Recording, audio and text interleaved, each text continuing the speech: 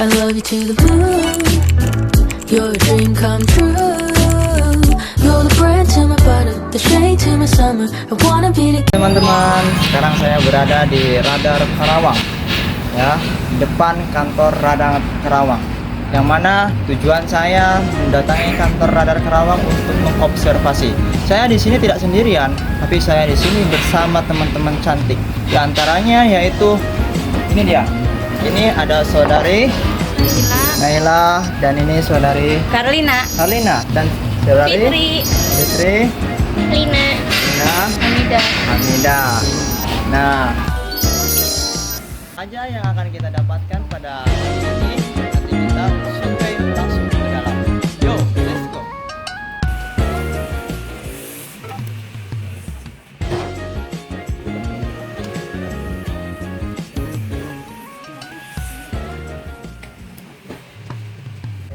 Belum mulai. Bismillahirrahmanirrahim. Assalamualaikum warahmatullahi wabarakatuh. Waalaikumsalam warahmatullahi wabarakatuh. Alhamdulillahirrahmanirrahim. Wa binasta'inu ala umuri dunya wassalatu wassalamu ala asyrofil anbiya'i wal mursalin sayyidina wa maulana Muhammadin amma ba'du.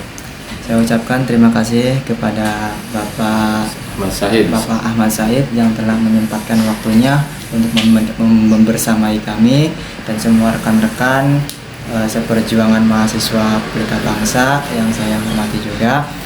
Kehadiran kami di sini untuk mengobservasi kantor Radar Karawang ini, yang mana ada beberapa pertanyaan yang ingin kami pertanyakan kepada Bapak. Yang pertama diantaranya itu sejak kapan kantor Radar Karawang ini didirikan? Nah, untuk pertanyaan dan jawaban bisa dilangsungkan atau nanti sekaligus? Boleh, mau satu-satu boleh. Satu aja ya. Kalau untuk Radar Karawang itu pertama kali berdiri itu 16 Agustus tahun 2004. Ya, tahun 2004 itu kita baru pertama kali berdiri. Jadi sekarang itu sudah sekitar 19 tahunan ya. 19 tahunan di Karawang ini berdiri. Alhamdulillah sampai hari ini kita masih tetap eksis gitu kan ya. Kita yang pertama untuk koran harian lokal gitu ya yang di Kabupaten Karawang. Itu adanya di Radar Karawang, itu Radar Karawang. Jadi sampai hari ini ya kita alhamdulillah masih tetap eksis di tengah gempuran mungkin ya, ataupun kemajuan teknologi ya yang sangat berdampak sekali kepada yang namanya koran cetak gitu kan, koran cetak itu. Tapi alhamdulillah kita masih bisa survive dan sampai hari ini kita masih bisa terbit gitu. Alhamdulillah. Nah, untuk pertanyaan selanjutnya, adakah syarat-syarat untuk mempublikasikan berita tersebut? Tentunya ada, karena kita kerja yang namanya kerja di wartawan itu tidak lepas panduannya itu dari kode etik jurnalistik ya, kode etik jurnalistik. Nah, berita-berita yang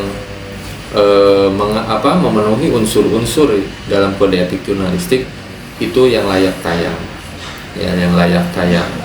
Sementara yang berita-berita kalau misalkan dia itu berpotensi melanggar kode etik jurnalistik, karena itu kita tahan dulu sampai si wartawan bisa memenuhi kaidah-kaidah jurnalistik dalam penulisan berita. Contohnya begini, di dalam kode etik jurnalistik itu harus sebuah berita itu harus memenuhi unsur keberimbangan ya, unsur keberimbangan. Misalkan si A ketua BEM ya, ketua BEM, saya wartawan, saya menuliskan tentang misalkan ada dugaan kasus dari ketua BEM ya, dugaan kasus ketua BEM. Misalkan ketua BEM diduga menyelewengkan IDK lah ya, atau dulu mas saya di kampus bahasanya IDK, ada anggaran untuk UKM lah gitu ya. Itu.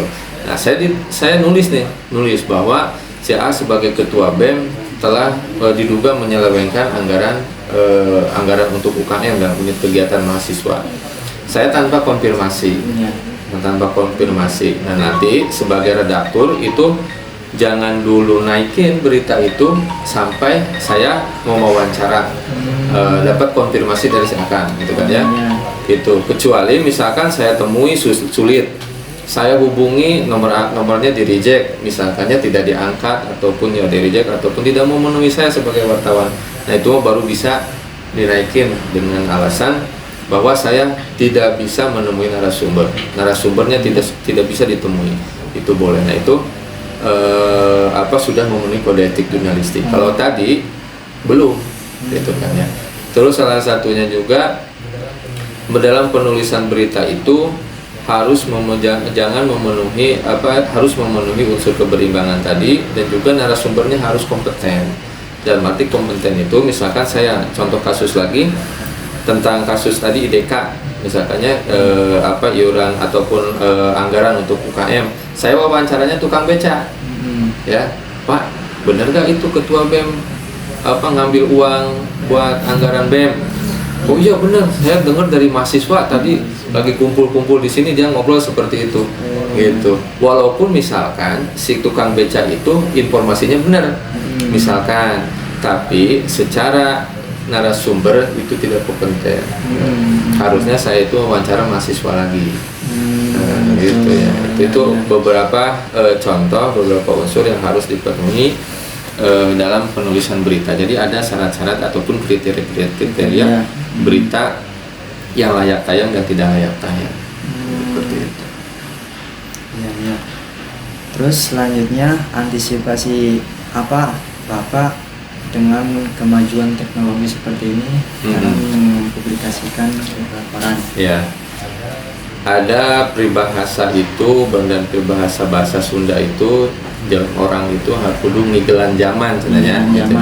Ngigelan zaman dalam arti ngigelan zaman teh kita harus mampu beradaptasi dengan situasi kondisi apapun gitu. Nah, ketika saat ini kondisinya dengan kemajuan medsos, kemajuan kecepatan informasi, ya kita jangan berdiam diri, jangan tetap fokus pada satu lini saja, yaitu karena koran cetak. Kalau kita hanya fokus pada di situ, kita akan tertinggal. Nah, sekarang kita pun sudah merambah ke media online-nya, medsosnya, itu kita garap semua. Pokoknya semua platform di media sosial kita gunakan agar kita masih tetap eksis dalam mengabarkan. Untuk dari teman-teman ada yang ditanyakan? Mungkin